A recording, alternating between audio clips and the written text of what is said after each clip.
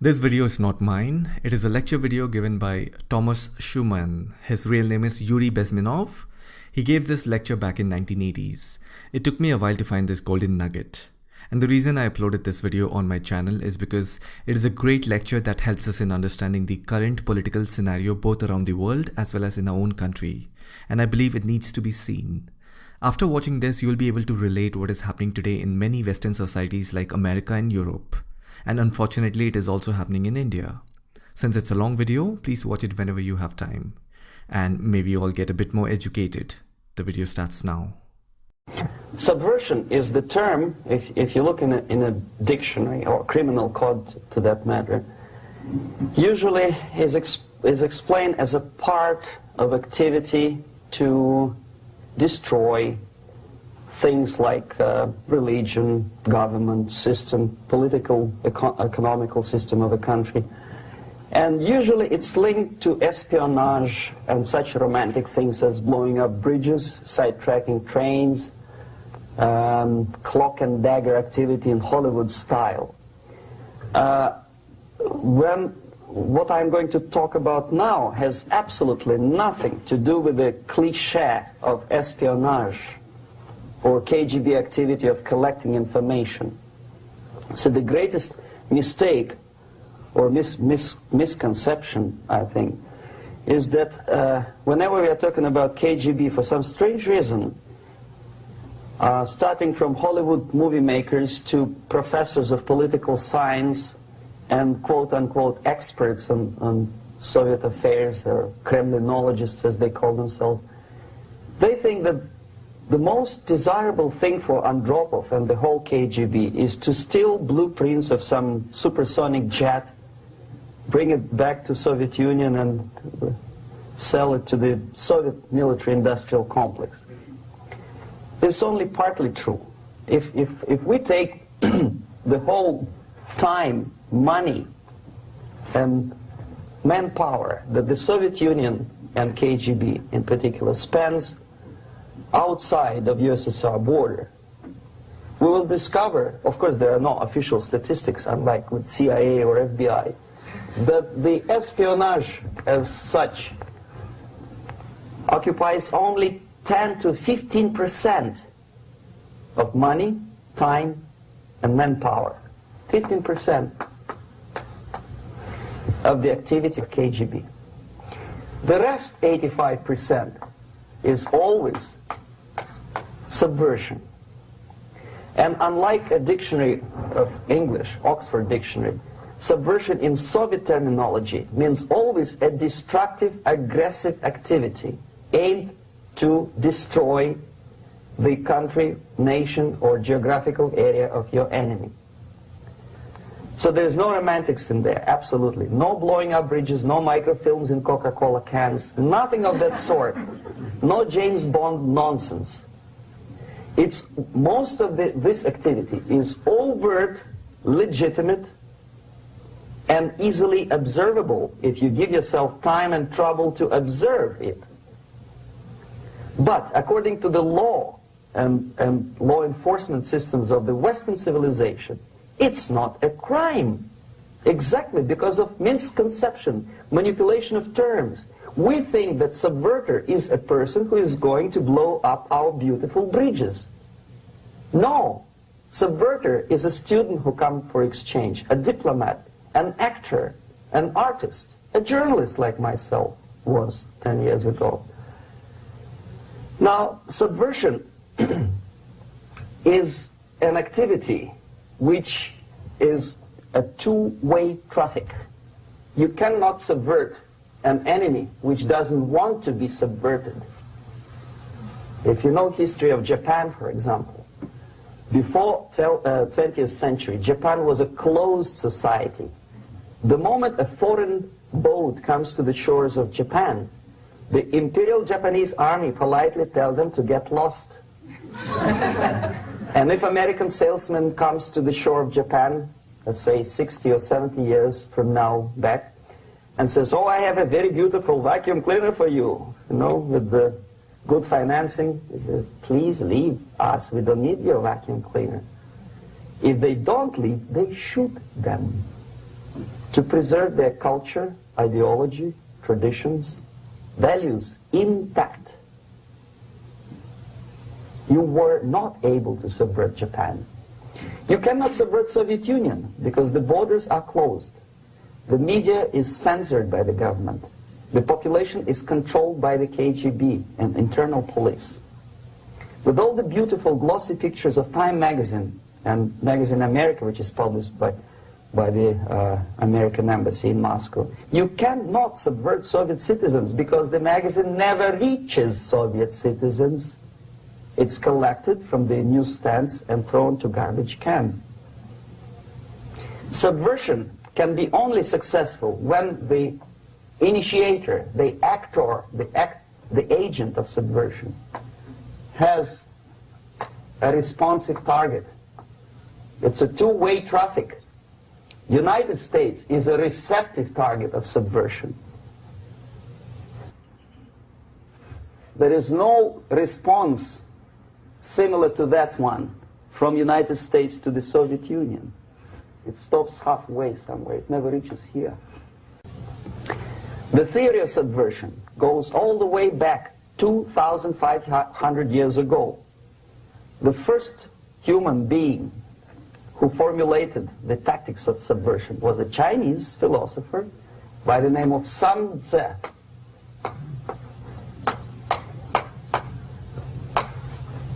2,500 years BC. He was an advisor for several imperial courts in ancient China. And he said, after long meditation, that to implement state policy in a warlike manner, it's the most counterproductive, barbaric, and inefficient to fight on a battlefield. You know that war is continuation of state policy, right? So if you want successfully to implement your state policy, and you start fighting, this is the most idiotic way to do it. The highest art of warfare is not to fight at all, but to subvert anything of value in the country of your enemy, until such time that the perception of reality of your enemy is screwed up to such an extent that he does not perceive you as an enemy, and that your system, your civilization, and your ambitions look to your enemy as an alternative, if not desirable, then at least feasible. Better red than dead. That's the ultimate purpose, the final stage of subversion, after which you can simply take your enemy without a single shot being fired, if the subversion is successful. This is basically what subversion is. As you see, not a single mentioning of blowing up bridges. Of course, Sun Tzu didn't know about blowing up bridges. Maybe there were not that many bridges at that time.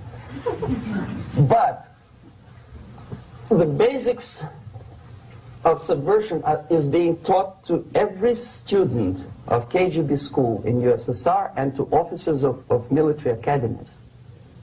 I'm not sure if the same author is included in the list of reading for American officers, to say nothing about ordinary students of political science. I had difficulty to find the translation of Sun Tzu in a library of a university in Toronto and later on here in Los Angeles. But it's a book which is not available. It is forced to every student in USSR.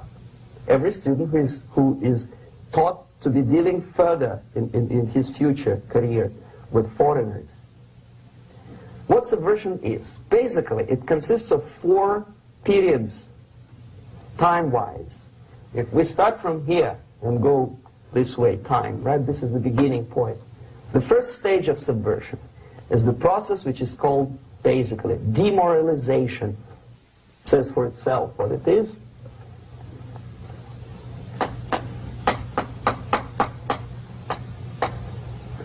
It takes from, say, 15 to 20 years to demoralize a society. Why 15 or 20 years? This is the time sufficient to educate one generation of students or children. One generation. One lifetime span of a person, a human being, which is dedicated to study, to shaping up the outlook, ideology, personality. No more, no less. Usually it takes from 15 to 20 years. What it includes? It includes influencing, or by various methods, infiltration, propaganda methods, direct contacts, doesn't really matter. I will describe them later. Of various areas where public opinion is formulated or shaped. Religion, educational system, social life, administration, law enforcement system, military, of course, and labor and employer relations, economy. Okay? 5 areas. I will not write them down because we will not have enough space. Sometimes when I describe all the methods, students ask me question, are you sure this is the result of the Soviet influence? Not necessarily. You see, the tactic of subversion, about which I'm talking, is similar to the martial art, the Japanese martial art. If some of you are familiar with that tactic, probably you will remember that if an enemy is bigger and heavier than yourself, it would be very painful to resist his direct strike. If a heavier person wants to strike me in the face, it would be very naive and counterproductive to stop his blow. The Chinese and Japanese judo art tells us what to do. First to avoid the strike, then to grab the fist and continue his movement in the direction where it was before, right? Until the enemy crashes in the wall. You see? So, what happens here? The target country obviously does something wrong. If it's a free democratic society, there are many different movements within the society. There are obviously, in every society, there are people who are against this society. They may be simple criminals, ideologically in disagreement with the state policy, conscientious enemies, simply psychotic personalities who are against anything, right? And finally, there are a small group of agents of a foreign nation, bought, subverted, recruited, right? The moment all these movements will be directed in one direction, right? This is the time to catch that movement and to continue it until the movement forces the whole society into collapse, into crisis, right? So that's exactly the martial art tactic. We don't stop an enemy. We let him go. We help him to go in the direction we want them to go. Okay? So, on the stage of demoralization, obviously there are tendencies in each society, in each country, which are going to opposite direction from the basic moral values and principles. To take advantage of these movements, to capitalize on them, is the main purpose of the originator of subversion. So we have religion, we have education, we have social life, we have power structure, we have labor relations, unions, and finally we have law and order. 1, 2, 3, 4, 5, 6. Okay? These are the areas of application of subversion. What it means exactly? In case of religion, destroy it, ridicule it, replace it with various sects, cults, which bring people's attention, faith, whether it is naive, primitive, doesn't really matter. As long as the basically accepted religious dogma is being slowly eroded and taken away from the supreme purpose of religion, to keep people in touch with the supreme being, that serves the purpose. Therefore, replace it, accepted, respected religious organizations with fake organizations, distract people's attention from the real faith and attract them to various different faiths. Education. Distract them from learning something which is constructive, pragmatic, efficient.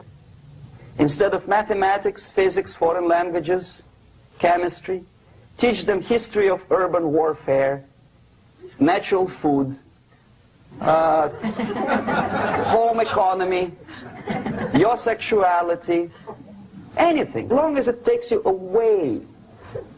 Okay? Social life. Replace traditionally established institutions and organizations with fake organizations.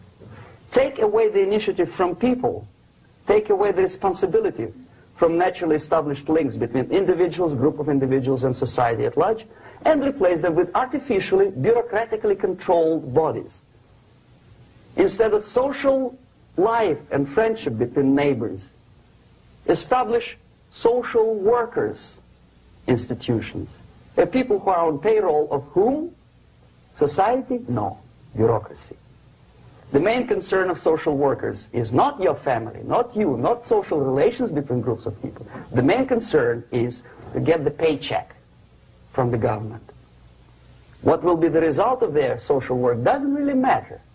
They can develop all kind of concepts to show to the government and to the people that they're useful.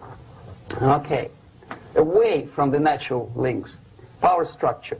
Okay, the natural bodies of administration, which are traditionally either elected by people at large or appointed by elected leaders of society, are being actively substituted by artificial bodies.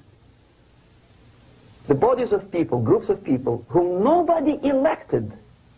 Never. As a matter of fact, most of the people don't like them at all, and yet they exist. One of such group is media. Who elected them? How come they have so much power? Almost monopolistic power on your mind. They can rape your mind. But who elected them? How come they have a nerve to decide what is good and what is bad for the elected by you, president, and his administration? Who the hell are they? Spiro Agnew, who was hated by the liberal left, called them a bunch of enfeebled snobs. And that's exactly what they are. They think they know. They don't. The level of mediocrity. In a big establishment like New York Times, Los Angeles Times, major television network, you don't have to be excellent journalist. You have to be exactly a mediocre journalist. That's easier to survive. There's no competition anymore. You have your good, nice income, $100,000 a year. That's it. Whether you are better or worse doesn't really matter anymore. As soon as you're smiling to the camera and do your job. That's it. No more competition. Power structure slowly is eroded by the bodies and groups of people who do not have neither qualification nor the will of people to keep them in power, and yet they do have power. Okay. Together with that, there is another process. Law enforcement, law and order organization and structure is being eroded. For the last 20, 25 years, if you see old movies and new movies, you can see that in new movies, a policeman, an officer of the United States Army looks dumb, angry, psychotic, paranoid. A criminal looks nice, kind of, well, he smokes hash and shoots the whatever drug, but basically he's a nice human being. He's creative. And he's unproductive only because society oppresses him. Whereby a general of Pentagon is always, by definition, a war maniac. A policeman is a pig, rude policeman. He abuses his power. No? A generalization like that. The hatred, the mistrust to the people who are supposed to protect you and enforce law and order. Moral relativity. The Angelo Buono process lasted 2 years in Los Angeles. Relativity. The Angelo Buono process lasted 2 years in Los Angeles. And yet there are still some lawyers who say, look, he's a nice character, as a matter of fact. There was some witness who said, also a criminal, who said, well, he's a nice guy. I asked him one day to burn a house of my enemy, and he wouldn't do it. He's a nice fella. Erosion.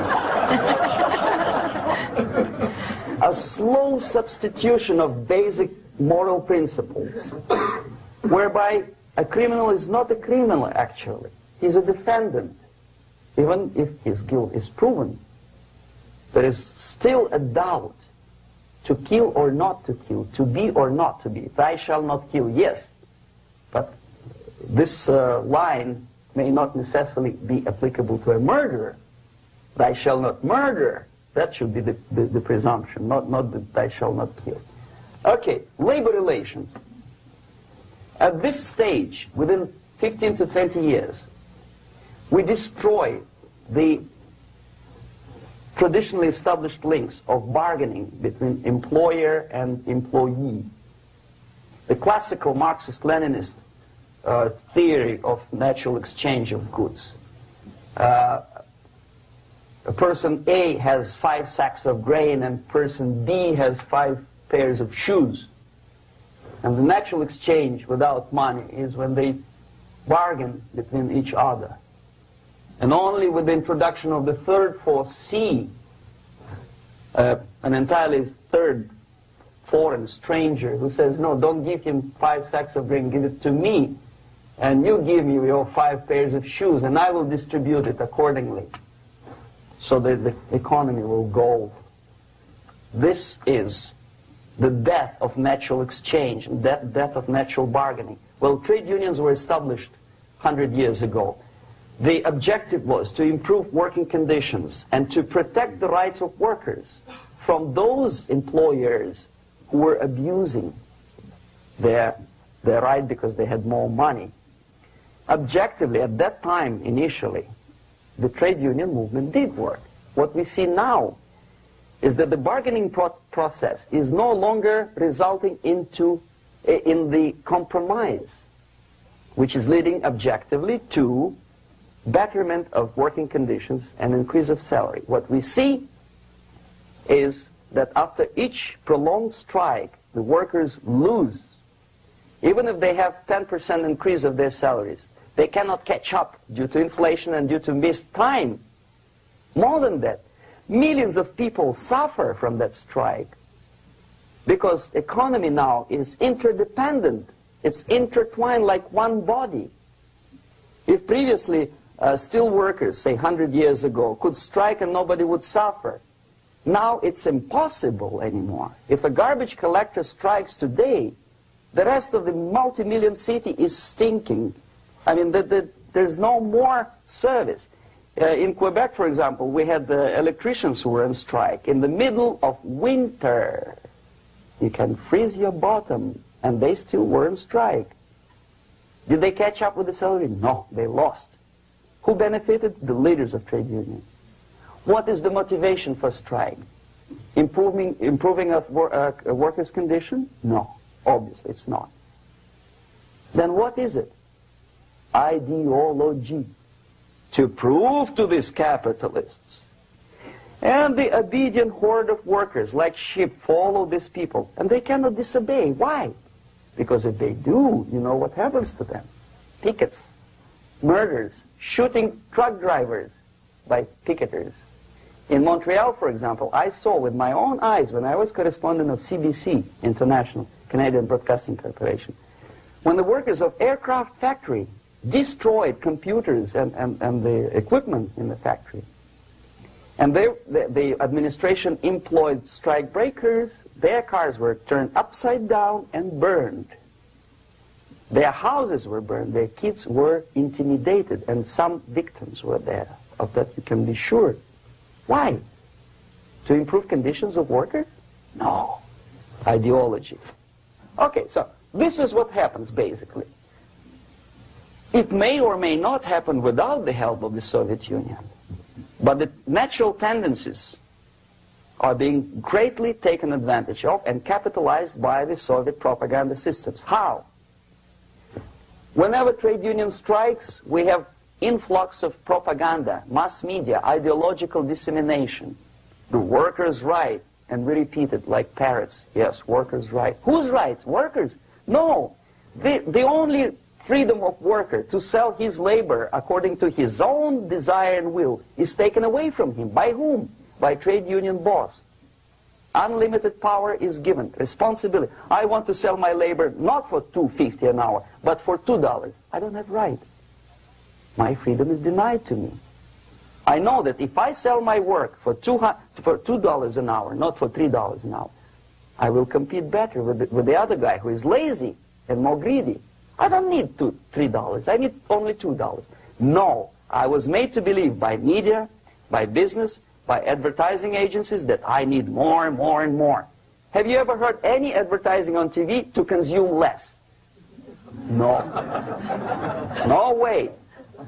Whether you need a six-cylinder car or not, you have to buy it. And hurry up. When I was driving here on the local radio station, an excited announcer said, "You hurry up, rush and save, save, save. There is a pantyhose sale." Save by buying more. See?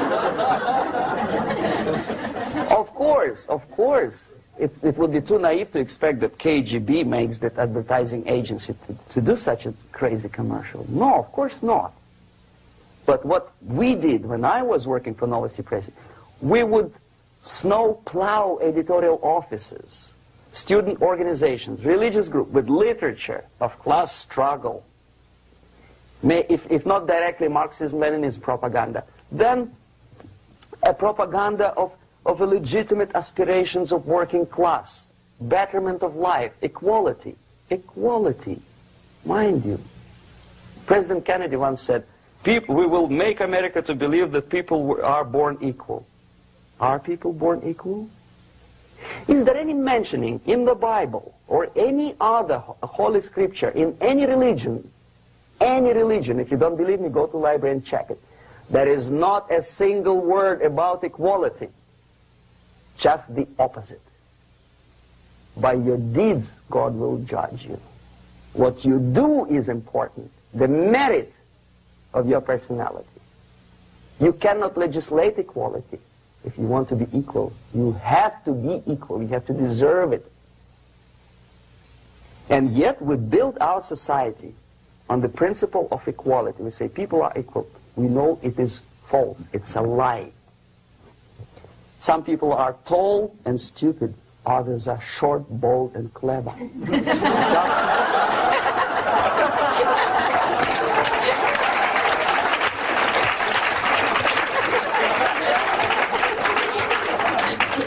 If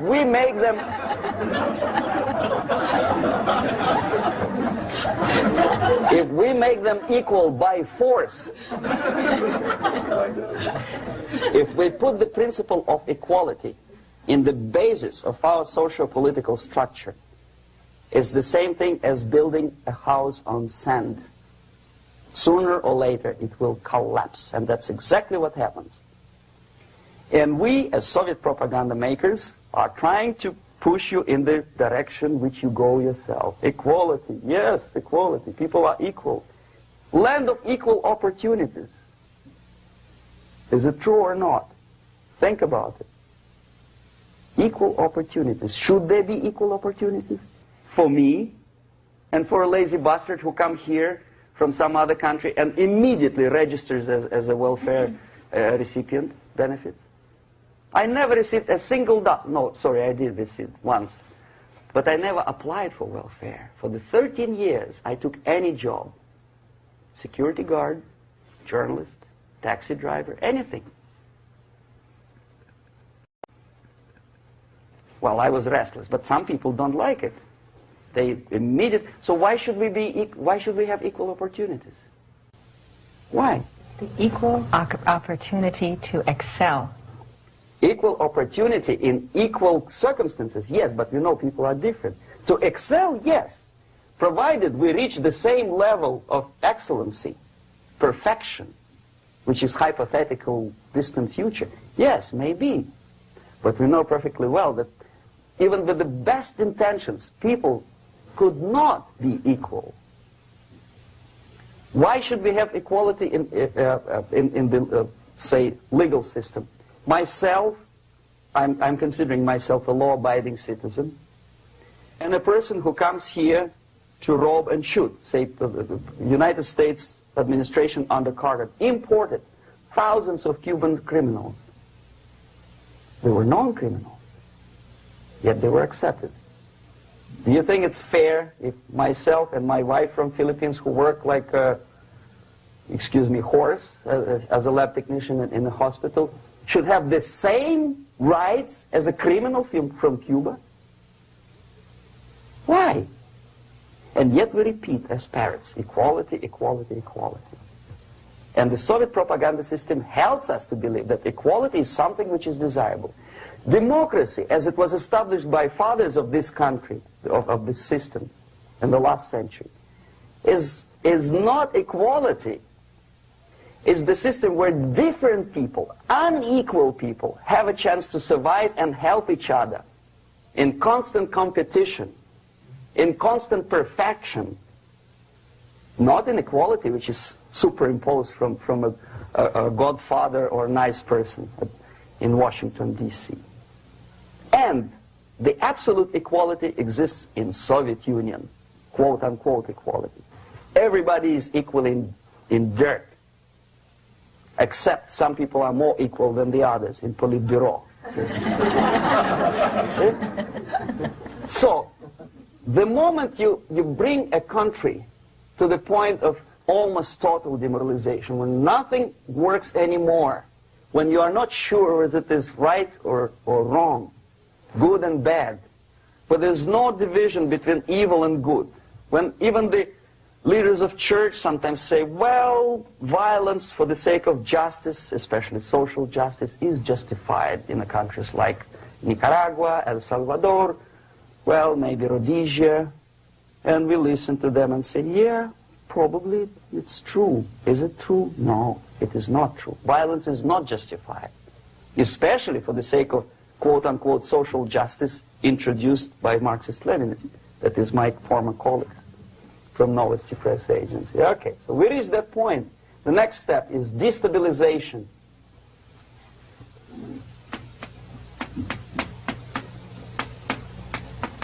Again, this word says for itself what it is. To destabilize all the relations, all the accepted institutions and organizations in a country of your enemy.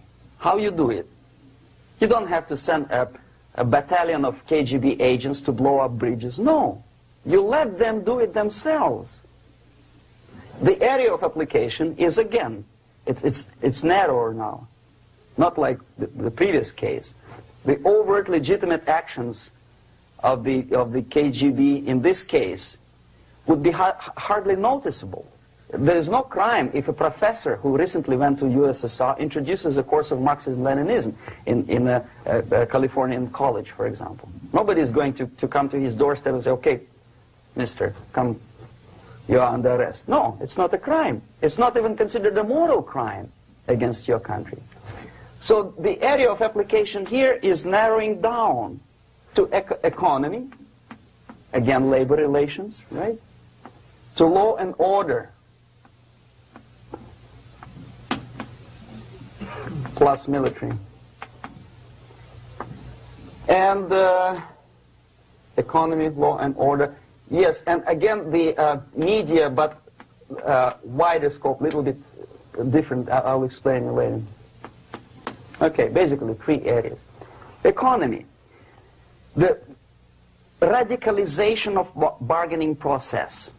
If on that stage we still could achieve, theoretically, some positive compromise between the negotiating sides with say, the arbitrary, introduction of arbitrary judges, third side, objectively judging the demands of both sides. Here it's radicalization.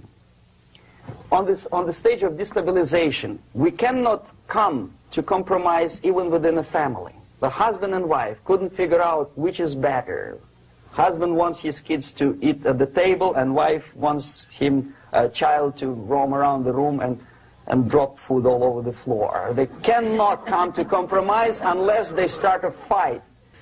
It's impossible to reach a compromise, constructive compromise, between neighbors.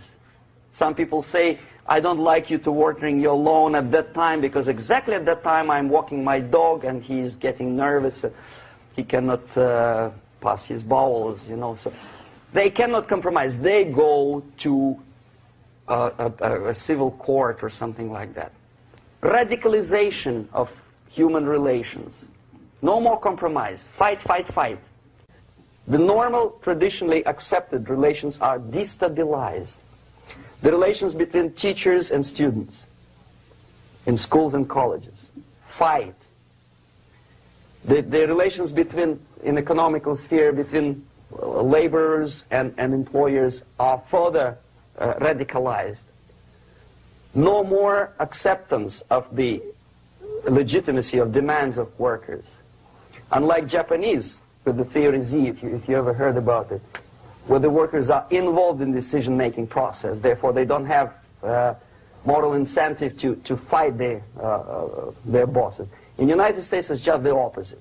The harder is the fight, the better. The more heroic they look.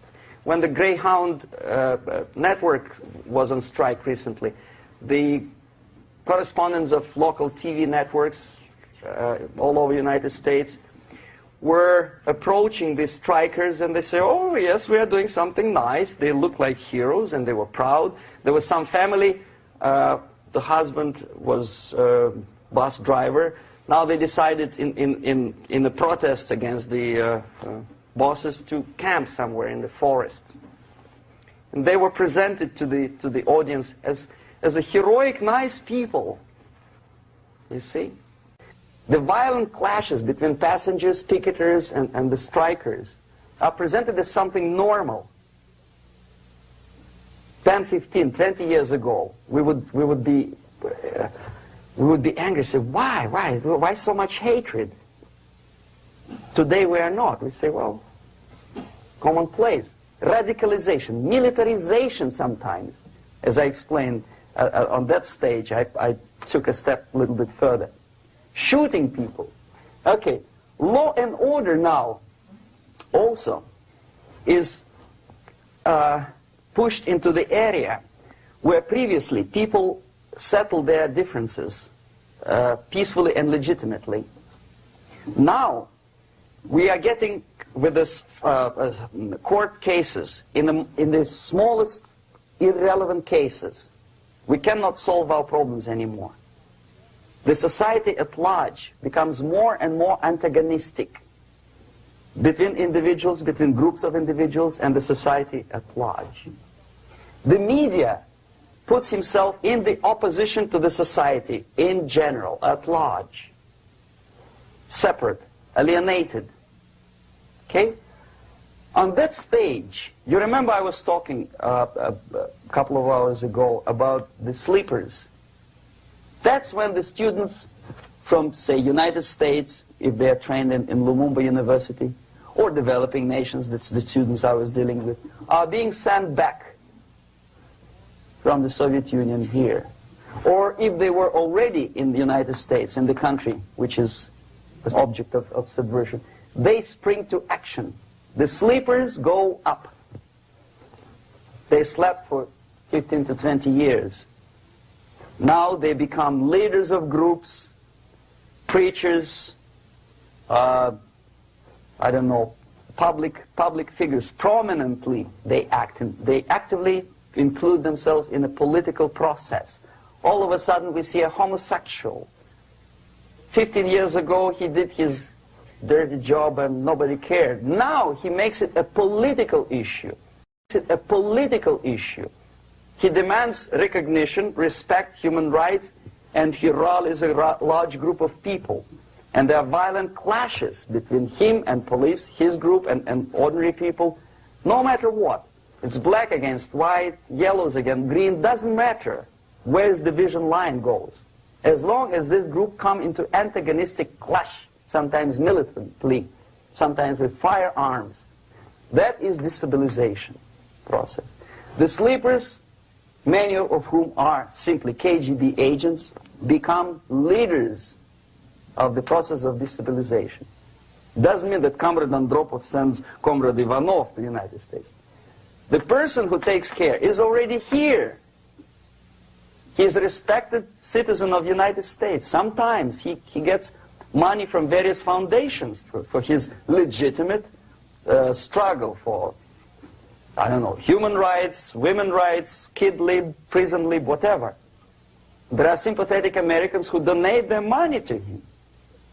This stabilization process usually leads directly to the process of crisis. In case of developing nations, that's the area where I was active. The process starts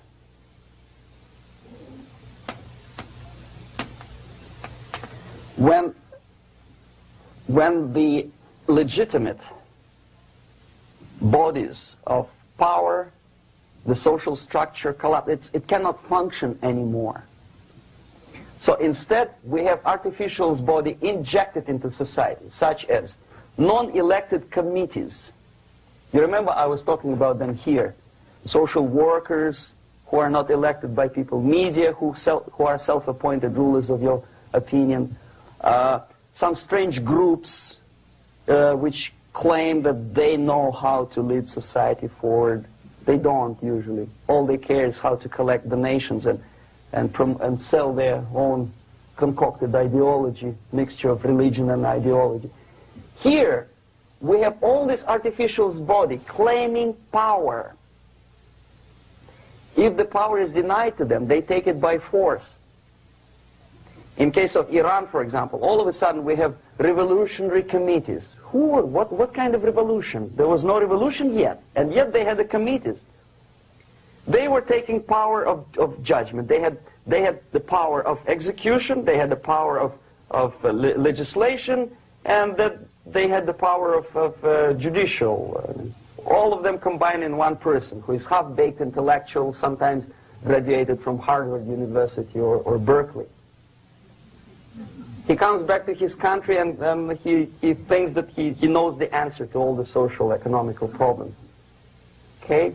Crisis is when society cannot function any more productively. It collapses, obviously. That's the word for crisis. So therefore, the population at large is looking for a savior.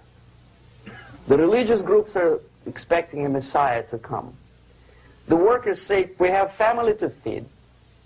Let's have a strong government, maybe socialist government, centralized. When somebody put the employers on their place and let us work. We are sick and tired of going to strike and missing overtime and all that stuff. We need some strong man, strong government, a leader, a savior is needed. Population is sick and tired already.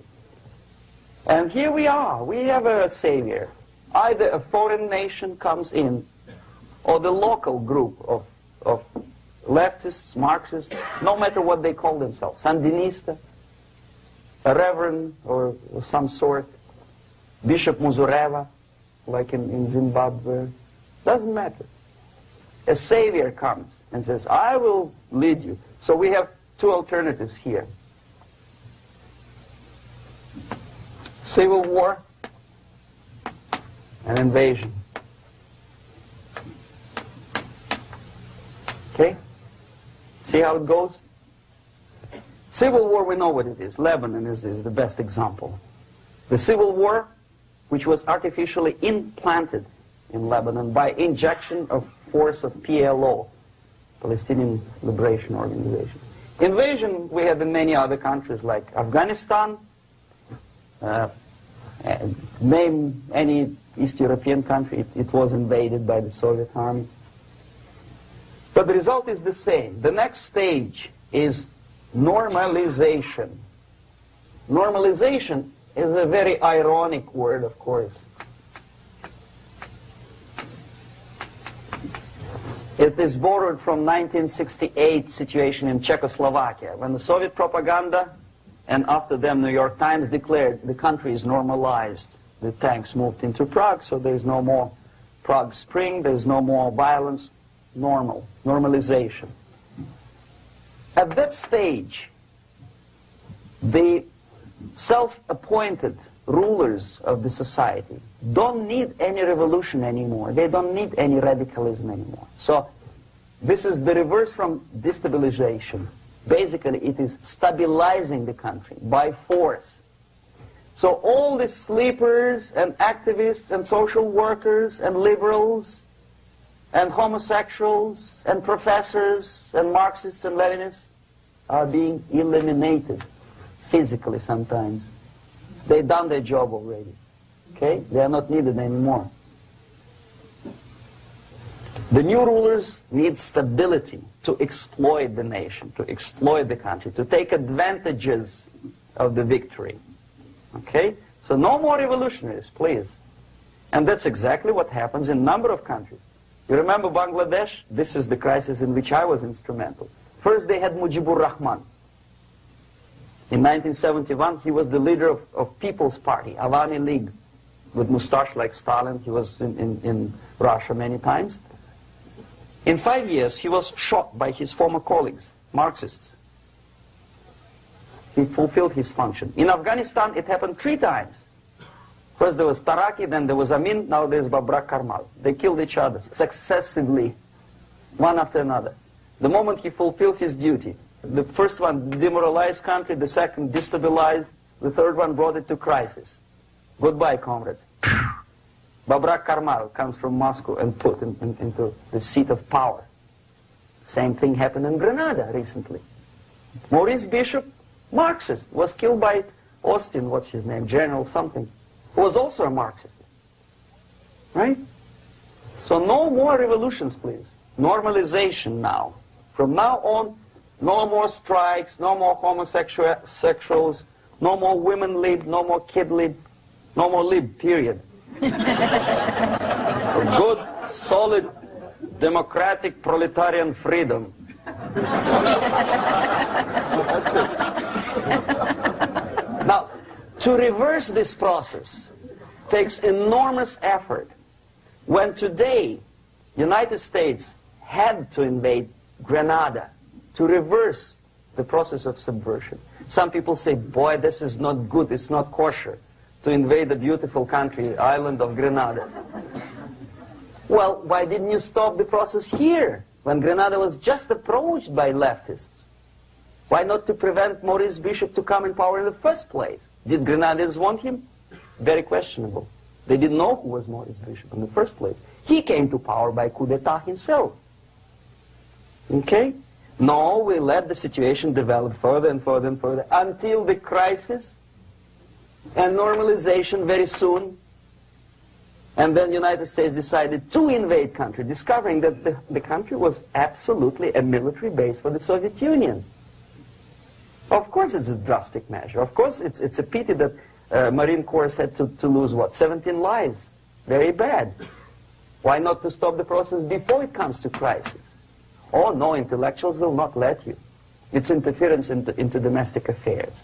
They're very careful not to let American administration to interfere in domestic affairs of Latin American countries. They don't mind Soviet Union interfere in these affairs.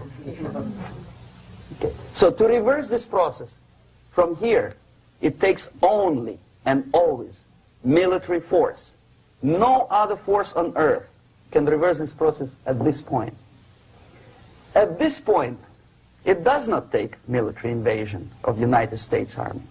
It takes strong action, like in Chile. A CIA covert involvement to prevent the savior from outside to come into power and to stabilize country before it erupts into civil war. Stabilize country before it erupts into civil war. Okay? Support the right-wing conservative forces. Buy money, buy crooks or love, doesn't matter. Stabilize the country. Don't let the crisis develop into civil war or invasion. Oh no, your liberals will say it's against the law. The Congress will not appropriate money for covert actions of CIA. Why not? Should we wait till the normalization come and Soviet tanks land in Los Angeles airport? Now, at that point, at the point of destabilization, also the process could be reversed. Again, easily than this. No CIA involvement at this point. You know what it takes here? Restriction of some liberties for small groups which are self-declared enemies of the society. As simple as that. Oh no, the media and liberals will tell you this is against the American Constitution. How can we, by force, deny the civil rights to criminals, for example? It's not good. Okay? So we allow them to. Okay, if you allow the criminals to have civil rights, go on and bring the country to the crisis. This is a bloodless way to do. Curb the rights. I mean, not to put them in prison. No, I'm not talking about putting all the gays from San Francisco in the concentration camp. Do not allow them to take political force. Do not elect them to the seats of power, whether it is municipality level, state level, or federal level. It has to be beaten in the heads of American voters that a person like that in the seats of power is an enemy. Do not be afraid of this word. It is an enemy. If he is not an enemy here, he will be here. Later on, he will be shot, of course. But at this point, he is an enemy. Okay? You are doing great service by denying him a right to capitalize on his own crazy ideas and become a powerful man, a man who uses the seat of power. Restriction of certain freedoms and permissiveness at that point would prevent sliding into crisis and probably will return the process of destabilization. To curb unlimited power, monopolistic power of trade unions, here, at that point, would save economy from collapsing. To introduce a law to stop private companies of raping public opinion's mind in the direction of consumerism. No company must have a right to force you into buying more unless you want it. There must be a law. You want to advertise your car? Okay. But not a single mentioning of buying it now and saving money. It must be against the law to force people to consume more. Self-restraint. Previously, before this process started, the self-restraint was a business of church, religion. Because our preachers, the fathers of church, would tell us, material values are good, but it's not the prime function of human being. Because you have to live with something. Obviously, the design for our life is not to consume more deodorants. There must be something greater. If such a complicated instrument as human body was created, obviously there must be some higher purpose for that. And it's very easy to avoid destabilization by denying the greedy companies one little freedom, one little liberty, forcing you into turning yourself into processors of unwanted products and goods.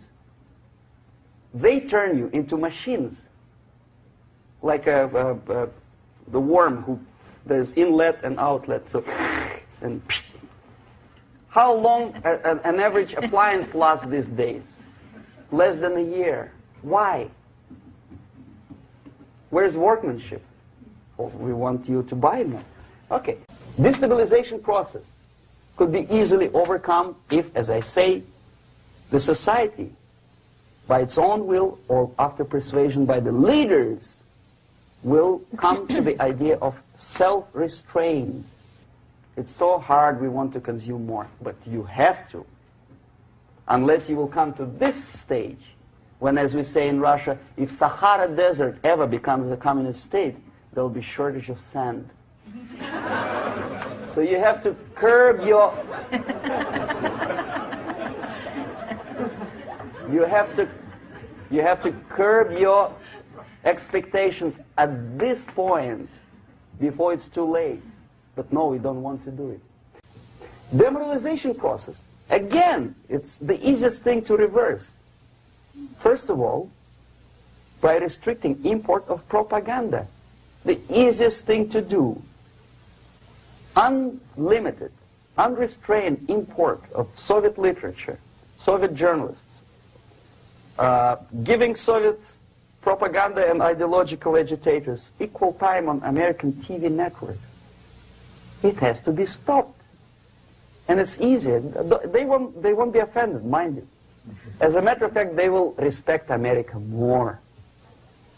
But when my former colleague Vladimir Posner appears on Nightline and Ted Koppel asks him, well, Vladimir, what do you think about this? And what can he think? He's an instrument of propaganda. He thinks what Comrade Andropov tells him to think. He's just a nice, articulate mouthpiece of the Soviet subversion system. And Ted Koppel makes you believe that my friend Vladimir Posner thinks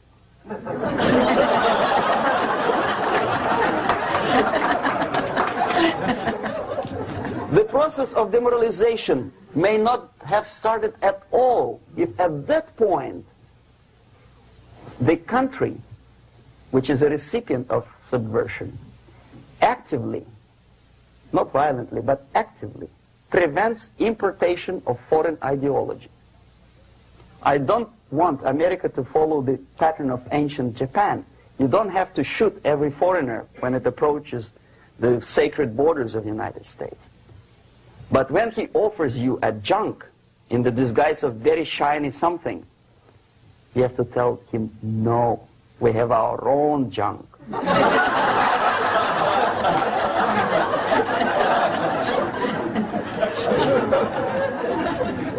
If at that point the society is strong, brave, and conscientious enough to stop importation of ideas which are foreign, then the whole chain of events could be prevented. Recently I've been to Philippines, and I was shocked how in big cities like Manila, children listen to deafening music.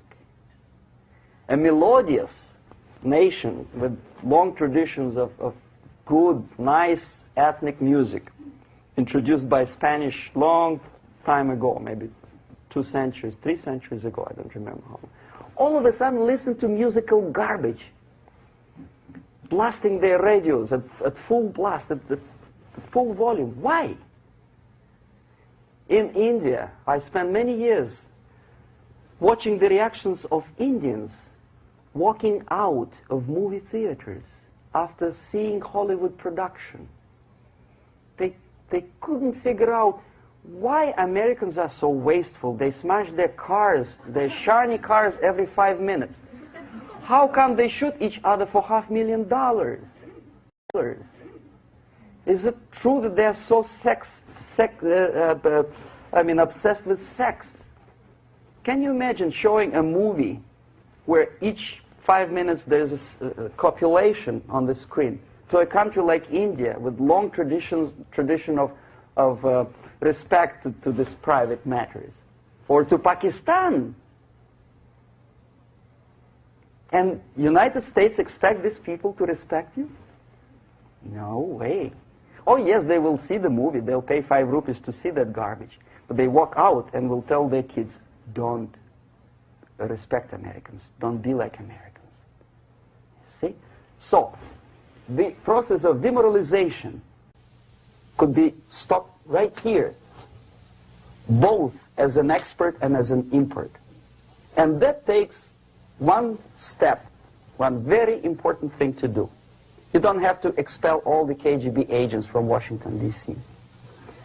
The most difficult and at the same time the simplest answer to the subversion is to start it here and even before, by bringing back the society to religion, something that you cannot touch and eat and put on yourself, but something that rules society and makes it move and preserve it. A Soviet scientist, Shafarevich, who has nothing to do with religion, he is a computer scientist, did a very intensive research on the history of socialist countries He calls socialist or communist any country with a centralized economy and a pyramidal style of power structure. And he discovered, actually he didn't discover it, he just brought to attention of his readers, that civilizations like Mohenjo-Daro in the river Indus area, like Egypt, like Maya, Incas, like Babylonian culture, collapsed and disappeared from the surface of Earth. The moment they lost religion, as simple as that, they disintegrated. Nobody remembers about them anymore. Well, distantly. So,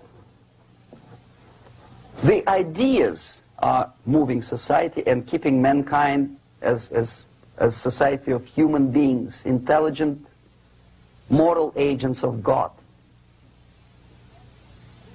The facts, the truth, the exact knowledge may not.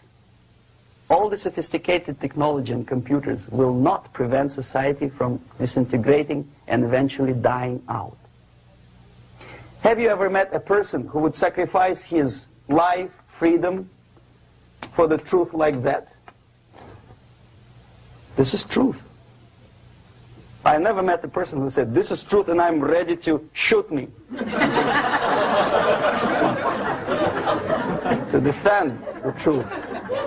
Right? But millions sacrifice their life, freedom, comfort, everything for things like God. Like Jesus Christ. It's an honor. Some martyrs in the Soviet concentration camp died.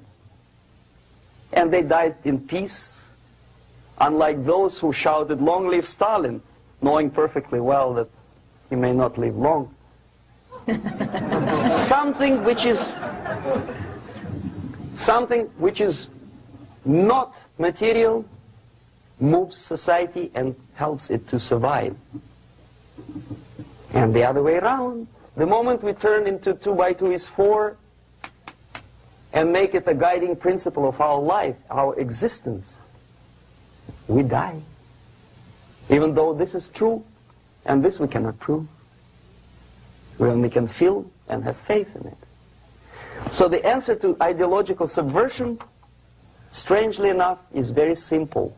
You don't have to shoot people, you don't have to aim missiles and Pershings and cruise missiles at Andropov's headquarters.